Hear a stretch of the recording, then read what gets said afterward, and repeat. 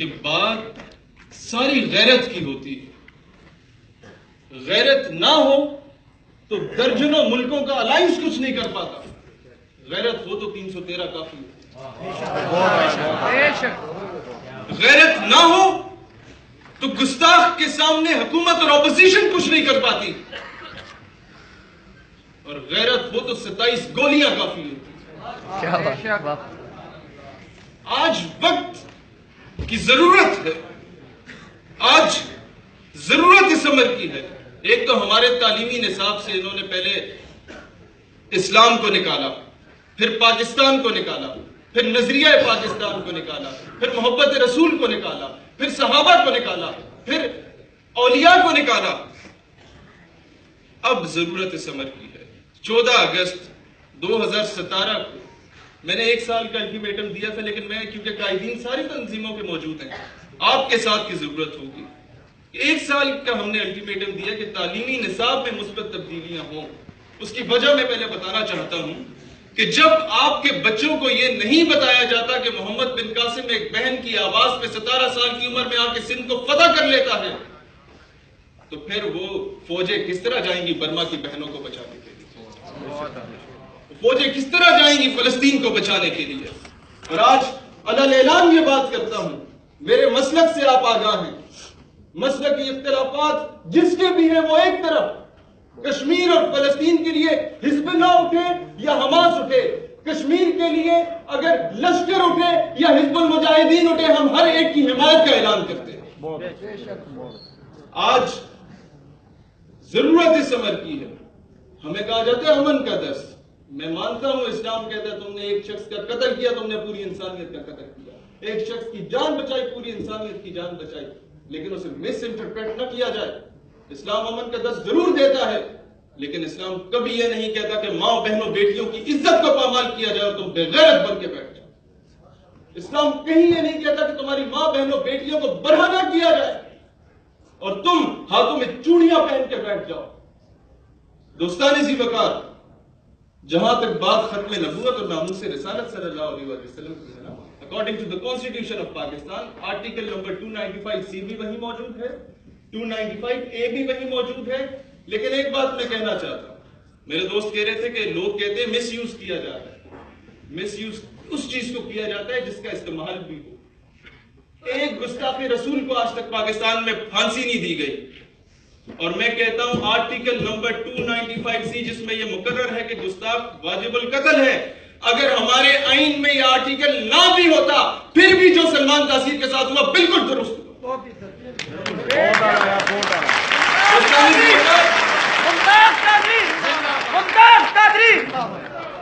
دوستان ذی وقار, یہ بریلوی دیوبندی کا معاملہ نہیں ہے. کوئی بھی حضور صلی اللہ علیہ وسلم کے لیے اٹھے اس کو زندہ باد کہہ دینا چاہیے. اب بولے ممتاز قادری, یہ جذبہ ہونا چاہیے. اب ضرورت کس امر کی ہے؟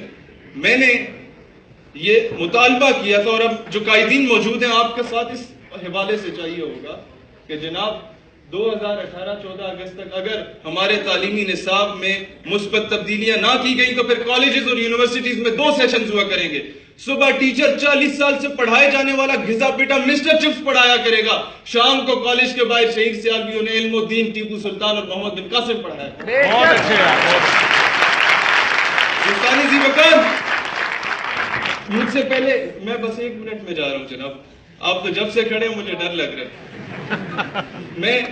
مجھ سے پہلے اکثر مقررین نے یہ شعر پڑھا کہ کی محمد سے وفا تو نے تو ہم تیرے. جناب when I was in school میں نے یہ شعر سنا بار بار.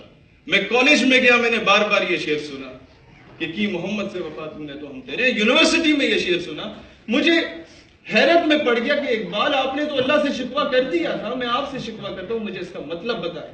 بہت قابل غور بات ہے, اس کو سمجھ گئے تو نسلیں سنور جائیں گی. یہ امیر غریب کا فرق مٹ جائے گا.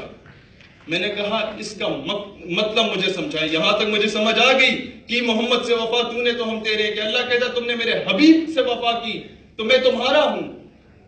لیکن اس کا کیا مطلب ہے کہ یہ جہاں چیز ہے کیا لوہ قلم تیرے سب کچھ تمہارا ہو گیا؟ علامہ صاحب ایسے نہیں, میں اپنی زندگی میں اسے امپلیمنٹ ہوتا دیکھنا چاہتا ہوں. اور پھر جب میں نے ایک 8,000 کمانے والے ایلیٹ فورس کے سپاہی کی پھانسی کے بعد اس کے جنازے کا منظر دیکھا تو سمجھ آ گئی یہ جہاد چیز ہے. شرط یہ ہے کہ محمد سے وفا تو نے تو ہم تیرے ہیں. Then it doesn't matter if a governor is in front of you. اہل حدیث کے پاس بھی گئے کہ جنازہ پڑھا دیجئے, نہیں پڑھایا. بریلوی کے پاس بھی گئے کہ جنازہ پڑھا دیجئے, نہیں پڑھایا. دیوبندی کے پاس بھی گئے جنازہ پڑھا دیجئے, کہتے ہیں بھئی کلمہ تو حضور کا پڑھا ہے, میں اس کا تھوڑی پڑھا. دوستان ذی وقار, ممتاز قادری کے جنازے پہ میں نے کسی مسلک کی تقسیم نہیں دیکھی تھی. جب کفار آپ پہ حملہ کرتا ہے تو نہیں پوچھتا کہ رفعی دین کرتے ہو یا ہاتھ باندھ کے نماز پڑھتے ہو, وہ کہتا ہے کہ یہ مسلمان ہے, اس کو بدل کرو. تو دوستان ذی وقار, آج ضرورت اس امر کی ہے.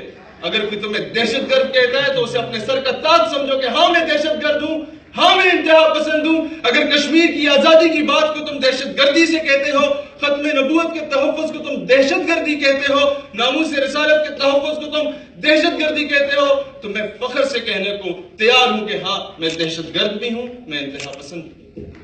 دوستان ذی وقار, آخر میں صرف یہی کہنا چاہوں گا کہ آج پھر فلسطین اور برما کی مائیں بہنیں بیٹیاں کہہ رہی ہیں کہ کاش کب وہ عمر فاروق رضی اللہ تعالیٰ عنہ, سلطان صلاح الدین ایوبی دوبارہ آئیں گے. آج جو بھی ان کے لیے جہاد کے لیے کھڑا ہو اس کی حمایت کا اعلان کرو, مسلک کو ایک طرف.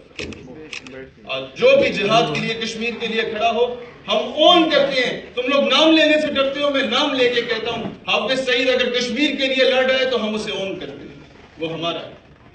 سید صلاح الدین اگر کشمیر کے لیے لڑ رہا ہے تو ہم اسے اون کرتے ہیں, وہ ہمارا ہے. بات یہاں پر ختم ہے.